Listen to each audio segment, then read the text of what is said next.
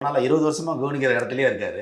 இந்த பாட்டுலயே அவர் தான் கவனிக்கிற மாதிரி இருக்காரு. ஈவன் பிரபுதேவா ஆடி இருந்தாலும் விஜய் தான் நம்ம கவனிக்கிறோம். கவனிக்க வச்சுட்டாரு. ஆமா. ஸோ அதுதான் ஒரு சேலஞ்சிங் பாயிண்ட்.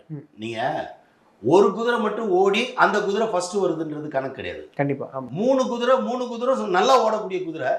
அந்த 3 குதிரையில முன்னணியில ஒரு குதிரை வருதுன்னா அதாண்டா விஜய்ங்கிற வீராப்பான ஒரு குதிரை அப்படிங்கிறத அவர் ப்ரூவ் பண்ணிட்டாரு.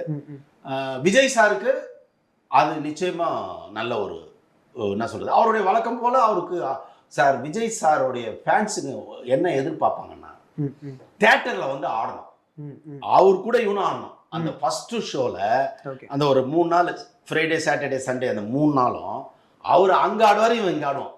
அது மாதிரி 3 பாட்டு இருந்துன்னு வச்சுங்க, இப்பவே படம் இட்டு. ஓகே, இப்போ இந்த பாட்டை பார்க்கும்போது ஆடியன்ஸுக்கான பாட்டு அது மாதிரி இல்லை, இது மாதிரிலாம் இல்லை, நல்லா இருக்கு. அதுல விஜய் ஆடுறாரு, அவ்வளவுதான்.